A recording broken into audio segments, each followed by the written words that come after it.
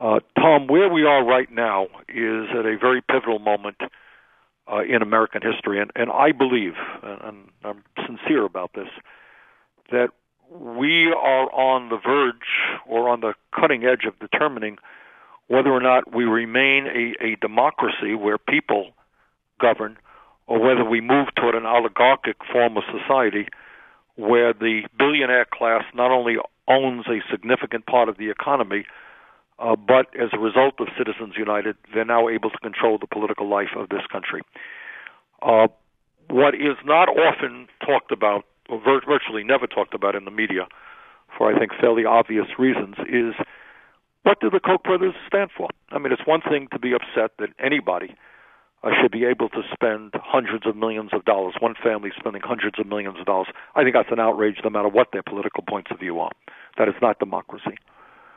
But I think it is also important to understand why these folks are spending so much money. What do they believe? Who are they? And as I think I mentioned before, in 1980, David Koch, one of the Koch brothers, ran for vice president of the United States on the Libertarian Party. And it's important to know the platform that he ran under, what he believes, because I have the strong feeling that they have not changed their views at all. And what they have done in an extraordinarily effective way in the last 35 or so years is taken the Republican Party from what was once what we call a moderate conservative party to now an extreme right party. This is what David Koch, and I'm going to read you some of the exact quotes. I'm not, doctoring this stuff. This is straight from their platform. This is what they believe. Quote, "We urge the repeal of federal campaign finance laws and the immediate abolition of the despotic Federal Election Commission." End of quote. What that means, and where the Republican Party is today, is that Citizens United does not go far enough for them. They want to end all campaign finance laws. That's what the Koch brothers were talking about in 1980, so that billionaires can give checks directly to candidates. They don't have to go through independent expenditures. So they say to candidate X, okay, here's $50 million, $100 million. Doesn't mean anything to us because the Koch brothers made $12 billion more last year. They're worth $80 billion, so what's $100 million? And here are your talking points, and here are the think tanks that will help you with your campaign. And that's American democracy. What they also talk about is very clearly, quote, "We favor the abolition of Medicare and Medicaid programs." Not cutting them. They want to end them. "We favor," the quote, "we favor the repeal of the fraudulent, virtually bankrupt, and increasingly oppressive Social Security system." That means, again, they're not talking about cutting Social Security, not talking about a chain CPI. They want to end Social Security. Right now, as many listeners know, we are fighting to raise the minimum wage in this country. It is a terribly low wage of federal minimum wage is now $7.25 an hour. It's a starvation wage. This is what the Koch brothers believe about the minimum wage. Quote, "We support repeal of all law which impede the ability of any person to find employment, such as minimum wage laws." End of quote. That's what they said in 1980.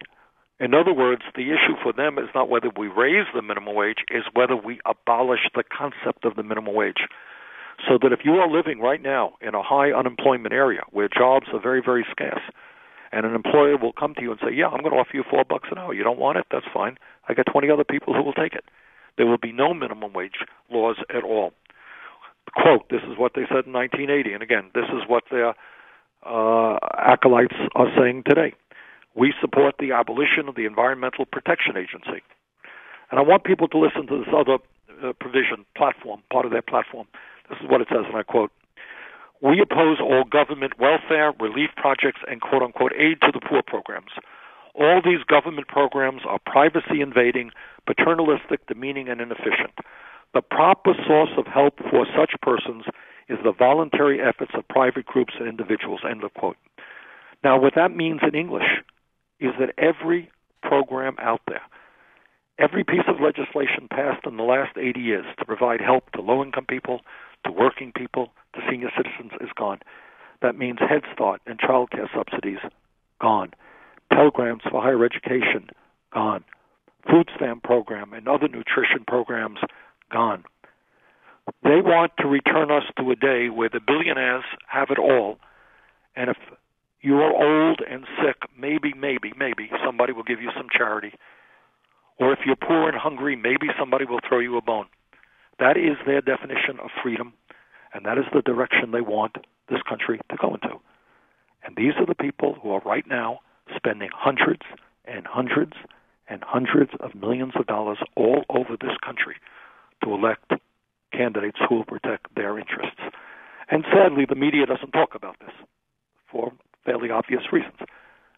But what we are looking at right now is an extreme right-wing movement to repeal every piece of legislation out there, virtually every piece of legislation protecting people in need. So on Monday night, we are going to be voting on a constitutional amendment. And I would hope that everybody in America pays attention to this, because I'll tell you something, Tom, this is not just a progressive issue. You got a lot of conservatives, you got a lot of moderates, you got a lot of folks all across the political spectrum who understand that democracy is not about billionaires being able to buy elections. So I would hope people pay attention to that.